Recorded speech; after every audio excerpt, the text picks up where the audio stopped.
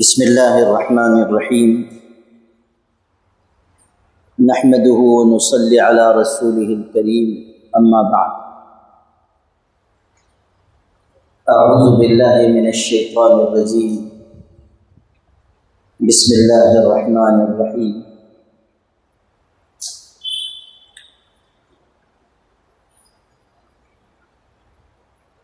فذکر بالقرآن من یخاف وعید صدق اللہ مولانا العظیم۔ حضرات علماء کرام، گلشن خطابت سے جڑے ہوئے واعظ اور خطیب حضرات اور حاضرین مجلس، گلشن خطابت کی کارکردگی اور اس کی محنت اور جد و جہد اس لحاظ سے لائق تعریف ہے کہ ایک اچھا کام تسلسل کے ساتھ، پابندی کے ساتھ انجام پا رہا ہے۔ تسلسل کی بڑی اہمیت ہے۔ نبی کریم صلی اللہ علیہ وسلم نے ارشاد فرمایا ہے، احب الاعمال عند اللہ ادومها وان قل۔ اللہ کی نگاہ میں سب سے زیادہ پسندیدہ عمل وہ ہے جو ہمیشہ کیا جائے چاہے تھوڑا ہو۔ دوسری روایت میں خیر العمل ما دیم علیہ، بہترین عمل وہ ہے جو ہمیشہ کیا جائے۔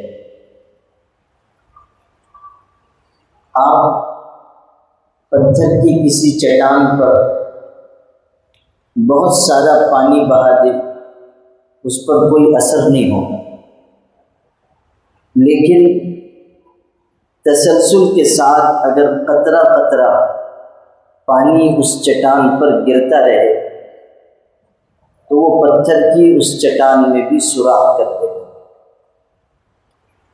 یہ در حقیقت قانون فطرت ہے کہ تسلسل کا مداومت اور مواظبت کا اثر ہوتا ہے۔ گلشن خطابت کے 100 ہفتے مکمل ہوئے، یہ اللہ کی مہربانی ہے۔ جو منتظمین ہیں، محنت کرنے والے ہیں، ان کو دلی مبارکباد۔ جو حضرات مساجد میں تقریر کر رہے ہیں، ان کو یہاں جمع کیا گیا ہے اور ان سے کچھ باتیں عرض کرنی۔ سب سے پہلی بات یہ سمجھیں کہ تقریر لوگوں تک بات پہنچانے کا بہترین ذریعہ ہے۔ دو چیزیں ہیں جن کے ذریعے انسان اپنی بات دوسروں تک پہنچاتا ہے، تقریر ہے اور تحریر ہے۔ تحریر کی عمر اگرچہ زیادہ ہوتی ہے، لیکن اثر انگیزی میں تقریر تحریر سے کہیں بڑھ کر۔ اسی لیے آپ یہ دیکھیں گے کہ انبیاء کرام علیہ السلام مصنف نہیں ہوئے، البتہ مقرر اور خطیب ضرور تھے۔ عطا اللہ شاہ بخاری جو بر صغیر کے سب سے بڑے خطیب تھے، وہ فرمایا کرتے تھے کہ میاں کسی پیغمبر نے کوئی کتاب نہیں لکھی، لیکن ہر پیغمبر نے تقریر ضرور کی۔ قرآن پاک نے انبیاء کرام علیہ السلام کی تقریروں کے حصے نقل کیے۔ شعیب علیہ السلام کو خطیب الانبیاء کا لقب ملا۔ خود نبی کریم صلی اللہ علیہ وسلم کے بارے میں ہے کہ عرب میں آپ سے بڑھ کر فصیح و بلیغ کوئی شخص نہیں تھا۔ فرمایا انا افصح العرب، عرب میں سب سے بڑھ کر فصیح و بلیغ میں ہوں۔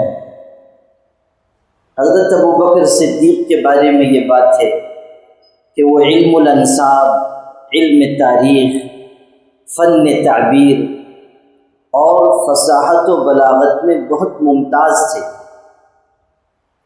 انہوں نے یہ بات ارشاد فرمائی کہ میں نے اپنی زندگی میں حضور پاک صلی اللہ علیہ وسلم سے بڑھ کر بہترین خطاب کرنے والا اور فصاحت و بلاغت میں ممتاز اور کسی کو نہیں پایا۔ آپ صلی اللہ علیہ وسلم جب تقریر فرماتے تھے تو لوگوں پر یہ اثر ہوتا تھا کہ آنکھوں سے آنسو روا ہو جاتے تھے، لوگ ساکت و جامد سنتے تھے، کأن علی رؤوسہم الطیر، سر پر پرندہ بیٹھ گیا، ایسا معلوم ہوتا تھا کہ سر کو حرکت دیں گے پرندہ اڑ جائے۔ ایک روایت میں ہے کہ حضور صلی اللہ علیہ وسلم نے ایک موقع پر وعظ فرمایا اور ایسا پر اثر وعظ تھا کہ لوگوں کی آنکھوں سے آنسو بہنے لگے، لوگ بے اختیار ہو گئے۔ خود آپ تقریر فرماتے ہوئے قرآن مجید کی آیتوں کی تاثیر کی وجہ سے رو پڑتے تھے۔ روایت میں ہے کہ جمعہ کے دن خطبہ ارشاد فرما رہے تھے اور قیامت کا ذکر کیا اور یہ آیت پڑھی، وَالْأَرْضُ جَمِيعًا قَبْضَتُهُ يَوْمَ الْقِيَامَةِ وَالسَّمَاوَاتُ مَطْوِيَّاتٌ بِيَمِينِهِ۔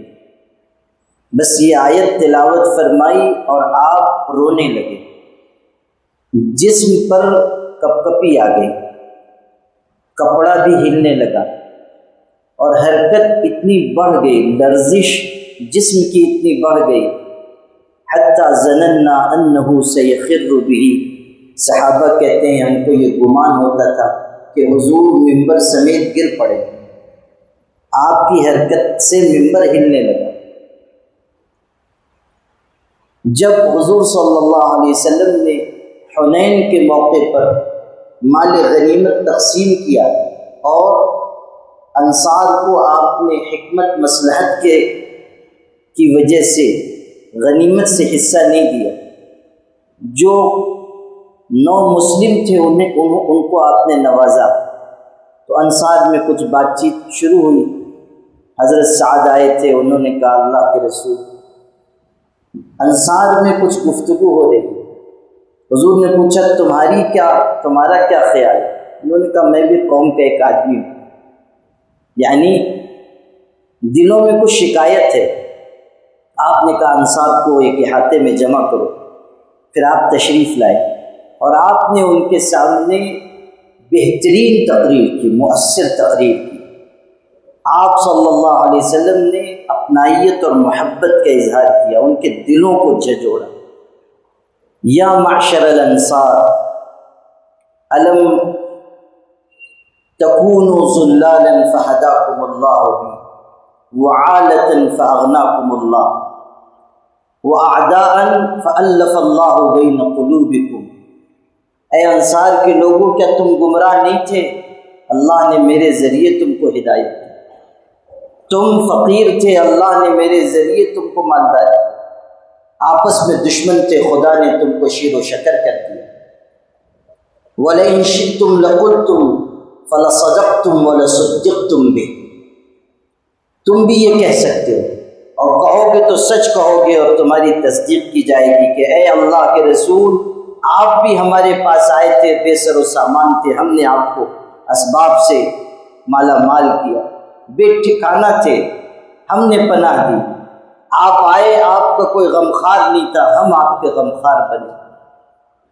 پھر آپ نے ارشاد فرمایا لو سلک الناس شعبا ووادیا وسلکت الانصار شعبا ووادیا لسلکت شعب الانصار ووادیا ولولا الہجرۃ لکنت امرأ من الانصار، کہ اگر دنیا کے لوگ کسی راستے پر چلیں اور انصار کسی راستے پر چلیں، لوگ کسی وادی میں چلیں، انصار کسی وادی میں چلیں، میں اس وادی میں چلوں گا اور اس راستے پر جو انصار کا ہے، اور اگر ہجرت نہ ہوتی میں انصار میں سے ایک فرد ہوتا پھر ارشاد فرمایا او انصار کے لوگوں، کیا تم اس بات سے خوش نہیں ہو کہ دوسرے لوگ بکریاں، اونٹ اور ساز و سامان لے کر جائیں اور تم اللہ کے رسول کو اپنے گھروں کی طرف لے کر جاؤ؟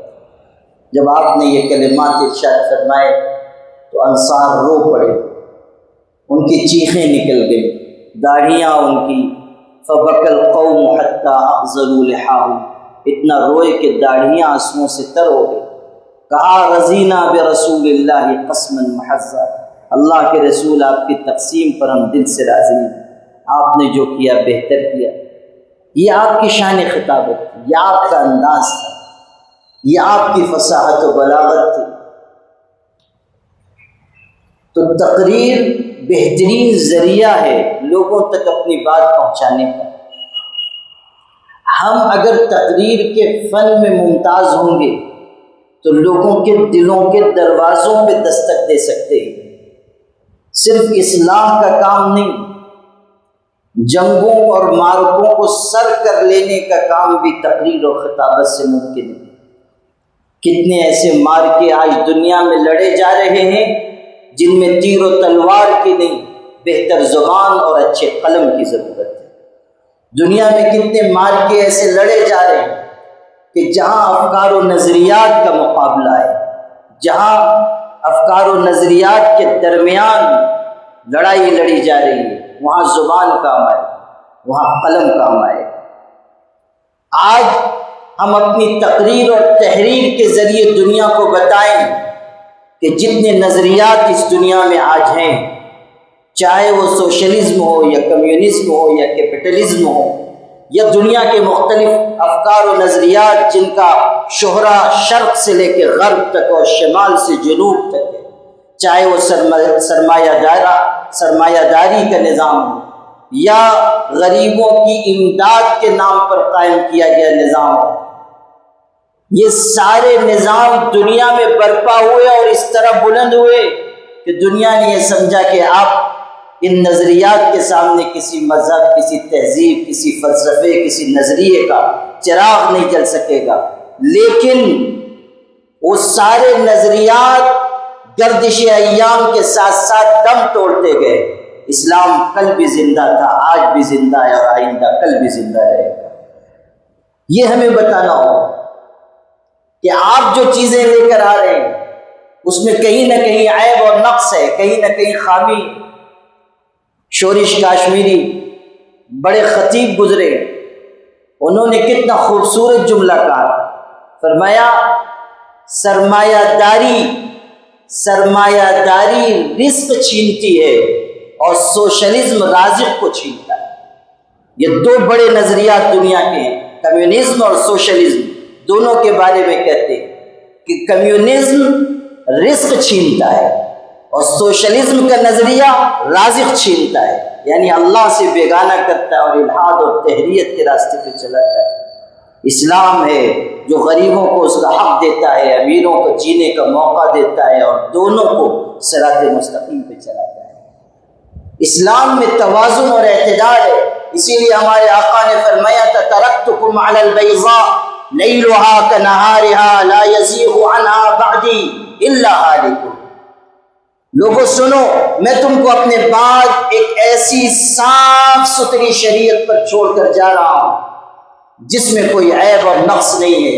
لَيْلُهَا كَنَهَارِهَا، اس کی رات بھی اس کے دن کی طرح ہے، تعبیر دیکھو، لَيْلُهَا كَنَهَارِهَا، رات بھی دن کی طرح ہے، یعنی دنیا کے ہر نظام میں اجالے کے ساتھ اندھیرا ہے، خوبی کے ساتھ خامی ہے، دھوپ کے چھاؤں کے ساتھ دھوپ ہے اور رات کے ساتھ دن ہے یا دن کے ساتھ رات ہے، مگر ایک نظام دنیا میں ایسا ہے جس میں کوئی عیب نہیں، کوئی نقص نہیں، کوئی کمی نہیں، کوئی خامی نہیں، اس پر کوئی زوال نہیں، اور وہ نظام ہے جو ہمارے آقا حضرت محمد صلی اللہ علیہ وسلم نے دنیا کو دیا ہے، لیلھا کنہارھا۔ تو تقریر کے ذریعے ہم دنیا میں نظریات اور افکار کی جنگیں لڑ سکتے ہیں اور جیت سکتے ہیں اگر ہمارے اندر جوہر ہو، اگر ہمارے اندر اس خطابت کی خوبیاں موجود ہوں۔ اگر آپ رسمی تقریر کریں گے میرے بھائیوں، میری بہنوں، بس میرے پیارے دوستوں، بعض لوگ تو تقریر بیچارے کم کرتے ہیں، میرے بھائیوں زیادہ بیان فرماتے ہیں، ہر تیسرے چوتھے جملے کے بعد میرے بھائیوں۔ اچھا، جو لوگ اس طرح کے ہوتے ہیں ان کے بارے میں سننے والوں کو اندازہ اچھی طرح ہو جاتا ہے کہ پیٹرول کم ہے، یعنی ان کے پاس بولنے کے لیے کچھ زیادہ ہے نہیں۔ آپ تقریر میں ممتاز بنے، امتیازی شان پیدا کریں، اور تقریر کی جو خوبیاں ہیں، جو ایک اچھی تقریر کے اجزاء ہیں، ان کو حاصل کریں۔ محنت کے ذریعے انسان آگے بڑھتا ہے۔ اقبال کا شعر ہے، بے محنت پہ ہم کوئی جوہر نہیں کھلتا، روشن شرر تیشا سے ہے خانہ فرار، روشن شرر تیشا سے ہے خانہ فرار۔ چونکہ علماء ہیں اس لیے یہ شعر سنایا ہے، اگر عام لوگ ہوتے تو ہرگز یہ غلطی نہیں کرتا، اس لیے کہ شعر ایسا مشکل ہے کہ آدمی اس کو اٹھائے گا تو ناف ٹل جائے گا، تو اس لیے علماء تو سمجھ لیں گے روشن شرر تیشا سے ہے خانہ فرار، بے محنت پہ ہم کوئی جوہر نہیں کھلتا، کارزار ہستی میں عزت و جاہ کی دولت بھیک میں نہیں ملتی، انسان کماتا ہے۔ آپ کو کوئی منصب، کوئی مقام، کوئی عزت، کوئی عروج و اقبال کشت میں سجا کر نہیں ملے گا، آپ کو محنت کرنی ہوگی، محنت کے ذریعے آپ آگے بڑھیں گے۔ ہم لوگ تقریر کے لیے پڑھتے نہیں، ابھی یہاں مفتی عامر صاحب بیان کر رہے تھے، ہم لوگ تقریر تیار کر کے دیتے ہیں۔ اس سے پہلے جب 50 ہفتے ہوئے تھے وہ لوگ تاثرات بیان کر رہے تھے، ایک ہمارے عزیز نے کہا کہ یہ قائم کیا گیا ہے، یہ بہت اچھا ہوا، ہوتی تھی تو 10 کتاب دیکھنی پڑتی تھی، اب ایک یعنی وہ دیکھ کے ہم کام چلا لیتے ہیں۔ اور اس کو انہوں نے اپنے لیے اعزاز کی بات سمجھی، خوشی خوشی بیان کر رہے تھے، تو میں نے ان کو اس وقت بھی ٹوکا، اور آج آپ لوگ ہیں تو آپ لوگوں کو بھی کہنا، ہمیشہ یاد رکھیے دوسروں کا بنایا ہوا لقمہ جلدی ہضم نہیں ہوتا ہے، آدمی جو خود اپنے ہاتھ سے اپنی حلق میں ڈالتا ہے وہ چیز اس کے بدن کا جزء بنتی ہے۔ تقریر تیار ہو کر مل رہی ہے، اس کا مطلب یہ نہیں کہ آپ کتاب پڑھیے ہی مت۔ بہت سے ہمارے علماء ہیں، چونکہ علماء کی مجلس سے کہنے میں حرج نہیں ہے کہ ہمارے علماء بھی پڑھتے نہیں۔ جو آدمی مطالعہ نہیں کرتا ہے اس کی تحریر اور تقریر میں ہلکا پن آ جاتا ہے۔ جو آدمی مطالعہ نہیں کرے گا وہ کوئی نیا خیال، کوئی اچھوتی بات، کوئی فکر کی جدت، کوئی خیال کی ندرت نہیں پیش کر سکتا۔ وہ رٹی رٹائی باتیں، گھسی پٹی باتیں بس وہی بیان کرے، اور اس میں لوگوں کے لیے کوئی ایسی چیز نہیں ہوگی کہ ان کو کشش ہو۔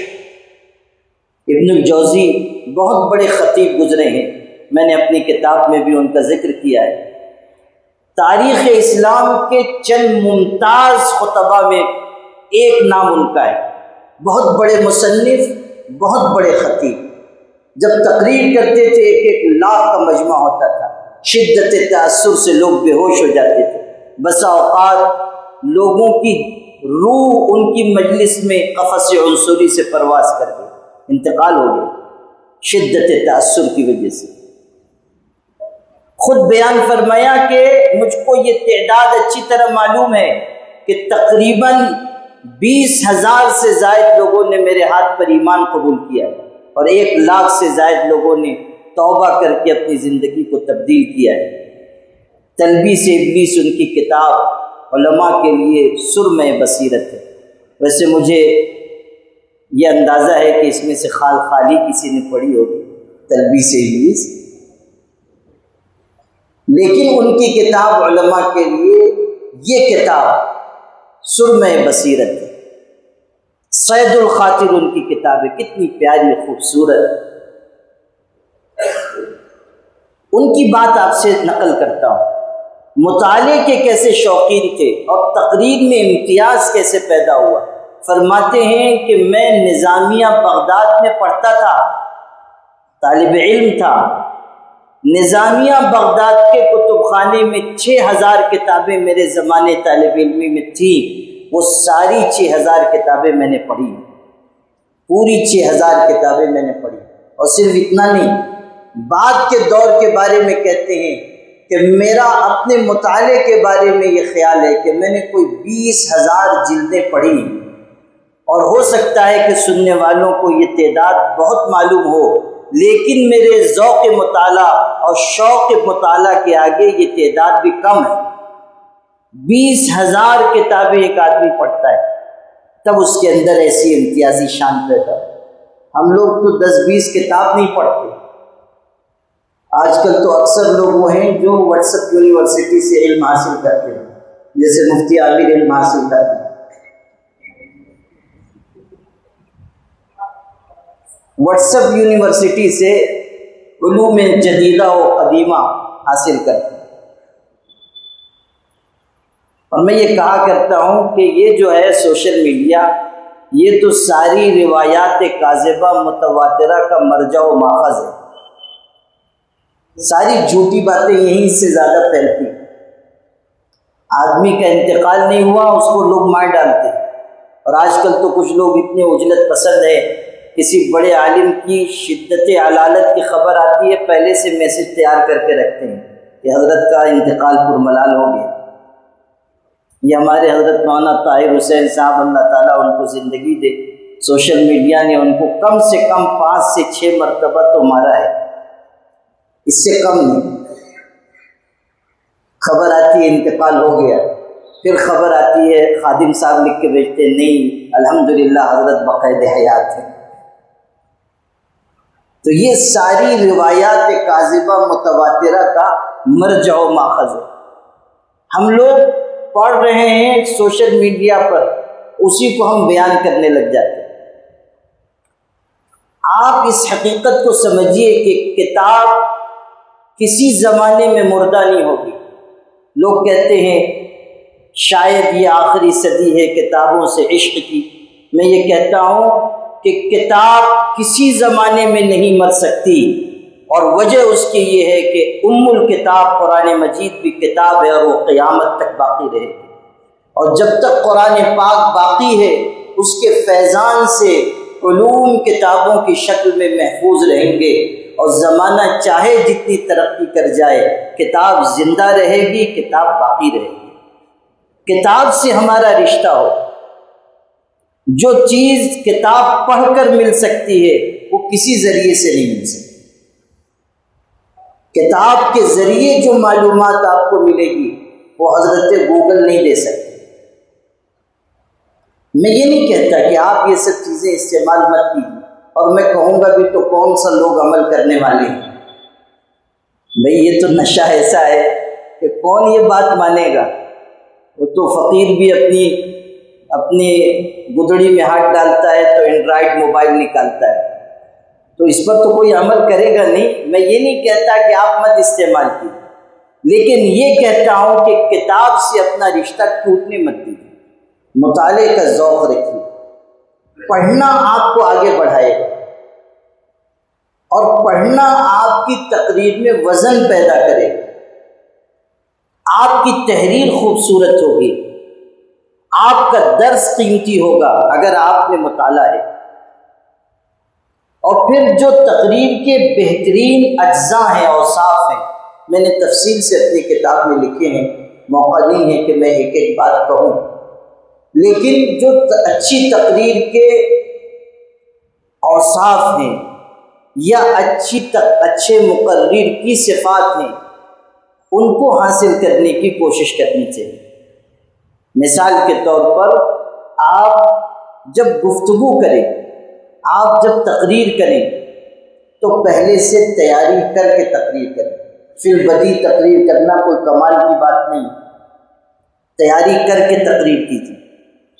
پہلے سے موضوع کا انتخاب کیجیے، سوچئے، غور کیجیے کہ اس موضوع پر میں کیا کہہ سکتا ہوں۔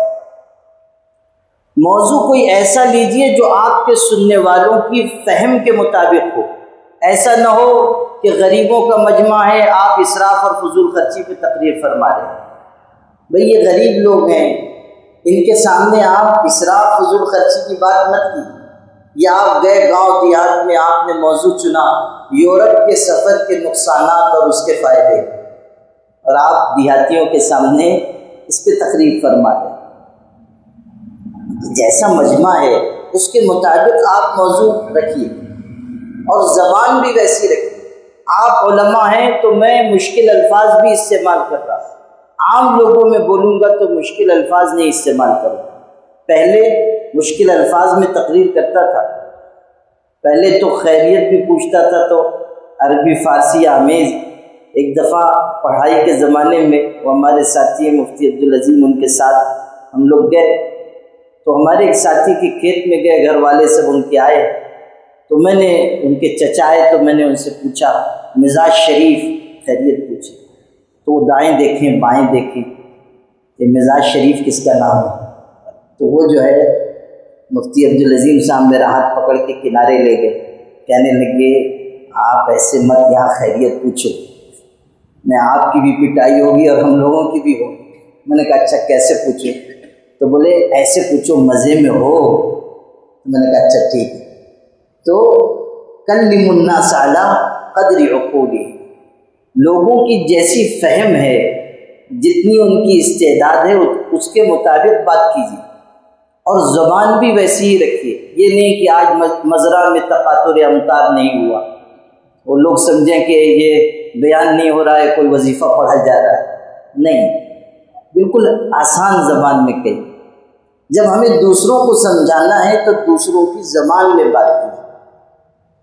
پھر اپنی تقریر میں کوئی انفرادیت پیدا کیجیے. جس موضوع پر آپ بول رہے ہیں اس میں کوئی نقطہ لائیے، بہتر واقعہ سنائیے، بے سر پیر کا واقعہ نہیں. وہی واٹس ایپ یونیورسٹی والا واقعہ مت سنانے لگے. اچھا مستند واقعہ، واقعات کی کتنی کتابیں ہیں، بہترین کتابیں لکھی گئی، آپ پڑھیے، عربی میں ہیں، اردو میں ہیں، اور ان میں سے کوئی چیز منتخب کر کے واقعات کے ذریعے بات دل میں پیوست ہو جاتی. فاقصص القصص لعلهم يتفکرون، واقعات بیان کیجیے. کوئی اچھا شعر بیان کیجیے. شعر کا مطلب یہ نہیں ہے کہ 6-8 پہلے سے یاد کر لیا آپ نے، اب اس فکر میں ہے پوری تقریر میں کہ والا شعر کہاں استعمال کرو. ہاں، جیسے بعض لوگ جو نظامت کرتے ہیں، جھولا بیان نظامت، وہ پہلے سے سب شعر لکھ کے لاتے ہیں آج کل، اور اب وہ شعر جو ہے اس کے مطابق کوئی مل نہیں رہا ہے تو بیچاروں کو بے چینی ہوتی ہے کہ یہ شعر کس کو چپکانا ہے. تو وہ اسی ادھیڑ بن میں لگے رہتے ہیں کہ یا اللہ شعر کس کے اوپر فٹ کروں، اور جتنا لکھ کر لائے ہیں کوشش کرتے ہیں کہ کہیں نہ کہیں یہ شعر کسی نہ کسی جنگل میں اس کا شکار ضرور کیا جائے. یہ ٹھیک نہیں. شعر تقریر کی خوبصورتی ضرور ہے، لیکن اسی کے لیے آپ تقریر کریں یہ ٹھیک نہیں. تقریر کے کسی موڑ پر کوئی اچھا شعر آپ سنائیں گے تو سننے والوں کا دل خوشی سے جھوم اٹھے گا، لیکن زبردستی کا شعر آپ گھسائیں گے تو لوگ سمجھ جائیں گے کہ یہ شعر یاد کر کے آئے تھے، اب ان کو کہیں نہ کہیں یہ پڑھنا تھا. نہیں کچھ تو آخر میں ختم کرتے کرتے پڑھ دیں گے. تو ہم لوگوں کو خیال رکھنا چاہیے کہ ہم اپنی تقریر میں جو تقریر کے بہتر اجزاء ہیں ان کا استعمال کریں اور کوئی انفرادیت پیدا کریں. نقطہ آفرینی کہتے ہیں، کوئی نقطہ پیدا کیجیے. خواجہ حسن نظامی تقریر کرنے کے لیے کھڑے ہوئے، ہندوؤں اور مسلمانوں کا مجمع تھا، مخلوق آزادی سے پہلے کی بات ہے. انہوں نے کہا ہم، اور رک گئے. پھر کہا ہم، پھر رک گئے. پھر تیسری مرتبہ کہا ہم، پھر رک گئے. تو لوگوں نے سمجھا کہ تقریر آج خواجہ صاحب کو یاد نہیں آ رہی. پھر انہوں نے دہرایا ہم، اور کہا ہے سے ہندو، میم سے مسلمان، یہ دونوں موجود ہوں تب بنتا ہے ہندوستان. ایک لفظ سے نقطہ پیدا ہے. ایک لفظ سے نقطہ پیدا کیا۔ جنگ اور جہاد دونوں میں زمین آسمان کا فرق ہے۔ آپ لوگوں کو بتانا چاہتے ہیں کہ جنگ الگ ہے، جہاد الگ ہے، تو آپ اس میں نقطہ پیدا کیجیے۔ آپ زور دے کر کہیے کہ لوگوں اس حقیقت کو سمجھ لو کہ جنگ غنیمت کے لیے ہے، جہاد شریعت کے لیے ہے۔ جنگ خود کے لیے ہے، جہاد خدا کے لیے ہے۔ جنگ انسان کو ہلاکت سے دوچار کرتی ہے، جہاد انسان کو شہادت کا مقام عطا کرتا ہے۔ جنگ ڈاکو کا خنجر ہے، جہاد ڈاکٹر کا نشتر ہے۔ یہ آپ نے ایک بات پیدا کی جس سے لوگ سمجھیں گے کہ واقعی آپ کے اندر علم ہے، آپ بات کو سمجھا سکتے ہیں، آپ اپنی بات کو وزندار بنا سکتے ہیں۔ اس کی بہت سی مثالیں ہو سکتی ہیں، وقت نہیں ہے کہ میں آپ کو اور مثالیں دوں۔ میں نے بہت سے اقتباسات بھی لکھے ہیں، ان کو آپ کو دھیان سے پڑھنا چاہیے۔ عطا اللہ شاہ بخاری کس طرح اپنی تقریروں میں نقطے لاتے تھے۔ ایک بات آپ کو سنا کر پھر آگے بڑھتا ہوں۔ عطا اللہ شاہ بخاری نے ایک مرتبہ تقریر کرتے ہوئے یہ بات ارشاد فرمائی کہ حضور صلی اللہ علیہ وسلم جب مجلس میں بیٹھتے تھے تو بغیر امتیازی شان کے بیٹھتے تھے، گل مل کر بیٹھتے تھے۔ آنے والا آ کر پوچھتا تھا ایکم محمد، تم میں سے محمد کون ہے؟ انہوں نے سوال قائم کیا کہ حضور صلی اللہ علیہ وسلم اگرچہ گل مل کر بیٹھتے تھے مگر کائنات میں سب سے زیادہ حسین و جمیل تھے، تو اگر کوئی بہت حسن و جمال والا، نورانیت والا کسی مجمع میں گل مل کر بھی بیٹھے گا تب بھی آنے والا اجنبی شخص دیکھتے ہی پہچان لے گا کہ یہ اس مجمع میں سب سے ممتاز ہے۔ تو جب حضور صلی اللہ علیہ وسلم تشریف رکھتے تھے تو آنے والے کو پوچھنے کی ضرورت کیوں پڑتی تھی کہ ایکم محمد؟ اگر 50 لوگ بیٹھے ہوئے ہیں اور ان کے درمیان حضور ہیں تو آپ کا چہرہ تو آفتاب و مہتاب کی طرح تھا۔ آپ صلی اللہ علیہ وسلم تو حسن و جمال کا مجسم پیکر تھے۔ آپ صلی اللہ علیہ وسلم کے حسن و جمال کی کوئی مثال نہیں دی جا سکتی ہے۔ وہ آدمی ہے مگر دیکھنے کی تاب نہیں۔ حضور کا حسن و جمال ایسا تھا، صحابہ کہتے ہیں نظر بھر کے دیکھنا مشکل ہوتا تھا۔ تو اگر آنے والا شخص آ رہا ہے تو کیوں اس کو یہ ضرورت محسوس ہوتی تھی کہ پوچھے؟ اب اس کا جو جواب دیا وہ ان کی شان خطابت تھی۔ ارشاد فرمایا کہ لوگوں سنو، میرے حضور کا فیضان ایسا اس درجے کا تھا کہ جب آپ مجمع میں تشریف فرما ہوتے تھے تو صرف آپ کے نورانی قلب کا عکس بیٹھنے والوں پر نہیں پڑتا تھا بلکہ آپ کے چہرے کا حسن و جمال بھی بیٹھنے والوں کی طرف منتقل ہوتا تھا، یہاں تک کہ جب آنے والا آتا تھا تو حضور کے فیضان صحبت کی وجہ سے سارا مجمع اس کو محمد ہی محمد نظر آتا تھا۔ تب وہ پوچھتا تھا ایکم محمد، تم میں سے اصل محمد کون؟ یعنی حضور صلی اللہ علیہ وسلم کے فیضان صحبت سے یہ کیفیت ہوتی تھی کہ سارا مجمع حضور کے نورانی چہرے کا عکس اپنے اندر لیے ہوئے ہوتا تھا۔ یہ دیکھیے، یہ چیز ہے جس کو میں انفرادیت سے یا نقطہ آفرینی سے تعبیر کر رہا ہوں۔ پھر اس کا بھی خیال رکھیے کہ آپ ایسی خشک تقریر نہ کیجیے کہ سننے والے سونے لگ جائیں یا سننے والے دل میں دعا کرنے لگ جائیں کہ اللہ ان کو نیک ہدایت عطا فرما۔ بعض لوگ نکاح کے موقع پر بھی لمبی تقریر فرمانے لگ جاتے ہیں، وہ دولہا بھی سوچتا ہے کہ پتہ نہیں ان کی خطابت پہلے ختم ہوگی یا رات پہلے آئے، وہ بیچارہ مشکل میں پڑ جاتا ہے۔ اور ہماری جماعت میں تو ایک سے ایک لوگ ہیں۔ ہمارے ہاں ایک صاحب ہیں، ایک واعظ و خطیب ہیں، وہ قیامت کے موضوع پر بولنا ان کے لیے طے ہے، ایک ہی موضوع پر تقریر فرماتے قیامت۔ یہاں تک کہ نکاح کی مجلس میں بھی قیامت ہی کا بیان ہوتا ہے، نکاح کی مجلس میں بھی قیامت ہی کا بیان۔ میں گجرات گیا ہوا تھا، وہ چلیا برادری والوں کے علاقے میں دورہ تھا، تو وہ عالم صاحب کسی ہوٹل میں آئے بڑودہ میں، تو جن کا ہوٹل تھا جو مالک تھے وہ میرے ساتھ تھے، میزبان تھے ہمارے، ان کو فون آیا تو وہ ہنسنے لگے۔ تو میں نے پوچھا کیا بات ہے؟ کہنے لگے کہ وہ جو میرا ہوٹل ہے نا بڑودہ میں، میرے بھائی نے فون کیا تھا۔ میں نے کہا ہنسنے کی کیا بات ہے؟ تو کہنے لگے کہ اس نے فون پہ کہا کہ بھیا اپنے ہوٹل میں قیامت آ گئی ہے، یعنی ان کو کہا کہ قیامت آ گئی۔ تو یہ جو ہے کہ ہم مجلس کی مناسبت سے تقریر کریں، اور تقریر ہماری ایسی ہو جو لوگوں کو متوجہ کرے۔ بالکل خشک تقریر اگر آپ کریں گے تو لوگ سو جائیں گے یا دلچسپی نہیں لیں گے یا آئیں گے نہیں۔ تقریر میں کچھ ظرافت کا حصہ ہونا چاہیے، کوئی ایسا واقعہ آپ نے سنا دیا، کوئی ایک آدھ جملہ کہہ دیا، اس سے لوگوں میں تازگی آ جاتی ہے۔ زندگی زندہ دلی کا نام ہے، مردہ دل خاک جیا کرتے ہیں۔ آدمی کے اندر زندہ دلی ہونی چاہیے۔ عطا اللہ شاہ بخاری پوری رات تقریر کرتے تھے، اور کبھی ایسی چیز کہتے کہ لوگ رونے لگ جاتے، کبھی ایسی بات بیان کرتے کہ لوگ ہنسنے لگ جاتے۔ عشاء کی نماز کے بعد سے فجر کی اذان تک تقریر کرتے تھے،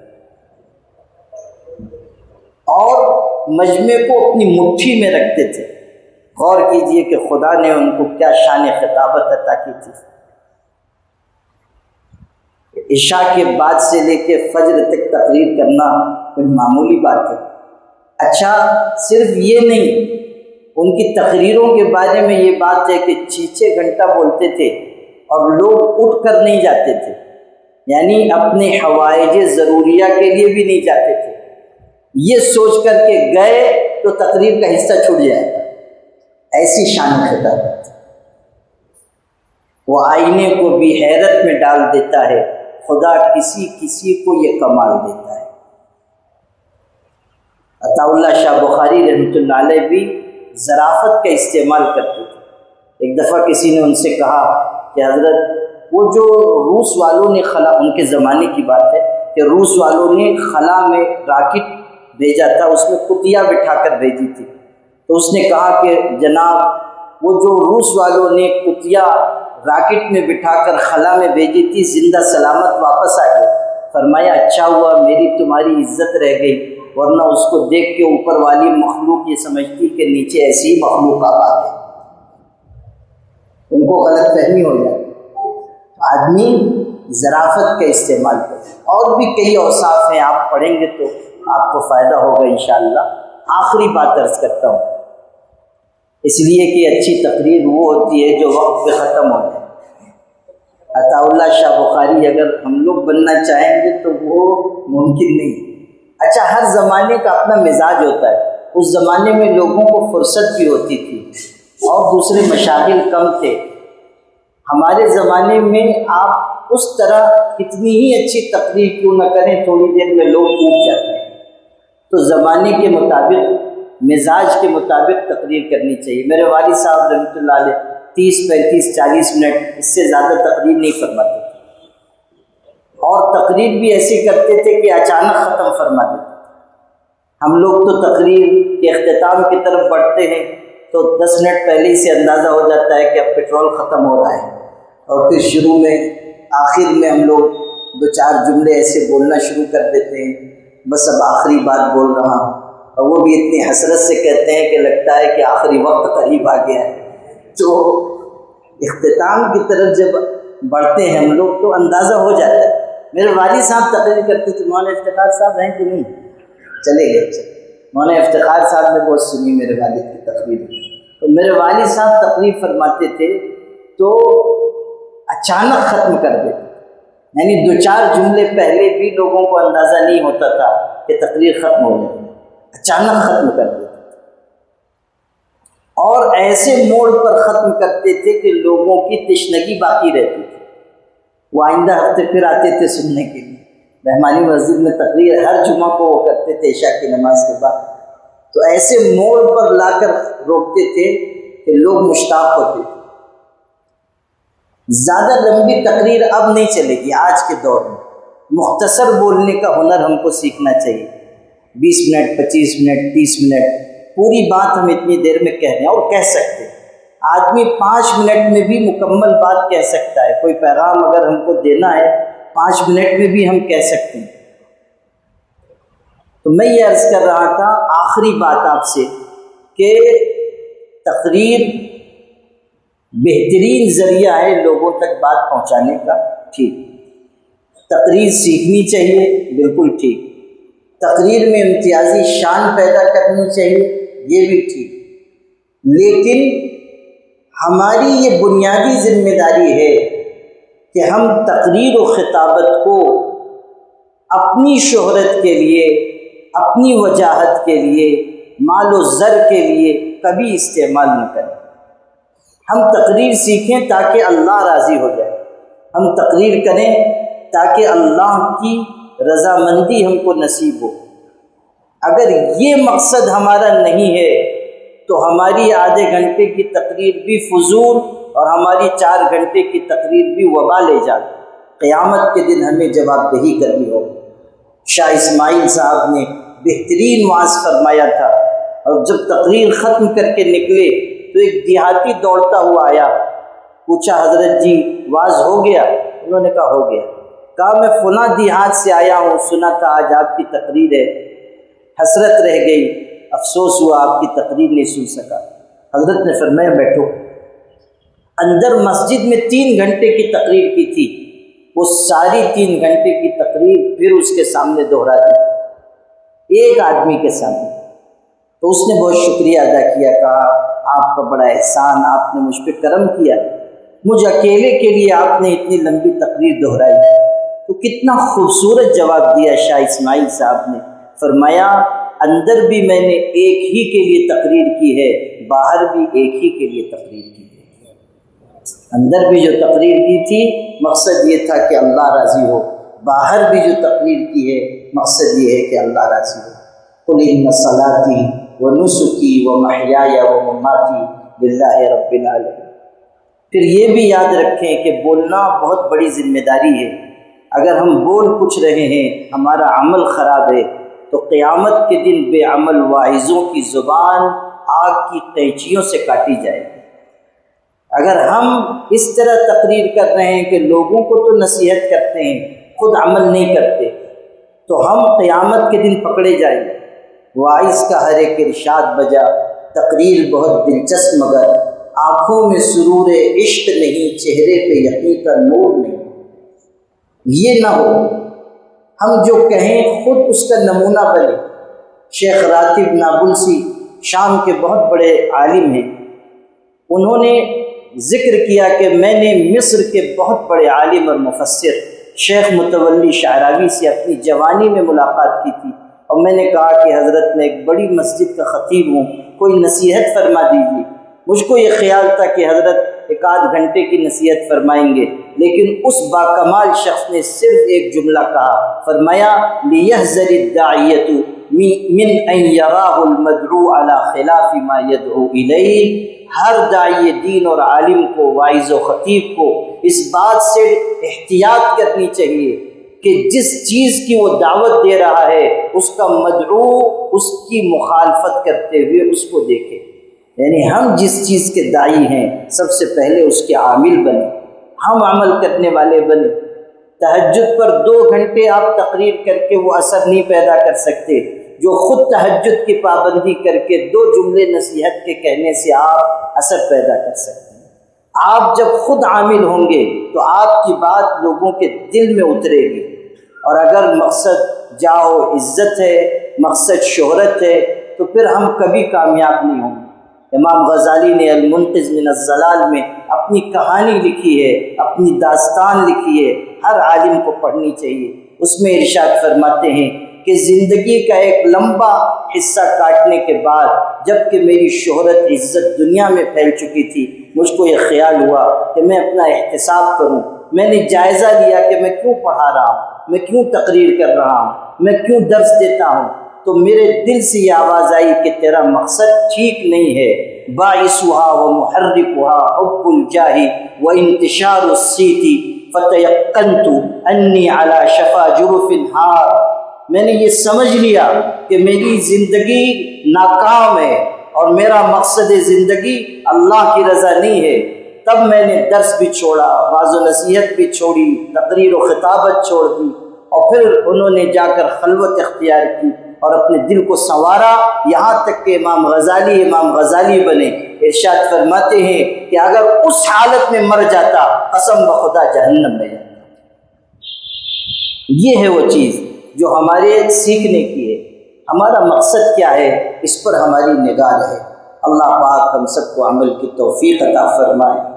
گلشن خطابت کے منتظمین کو اور آپ سب حضرات کو اللہ تعالیٰ جزائے خیر نصیب فرمائے۔ وآخر دعوانا الحمدللہ۔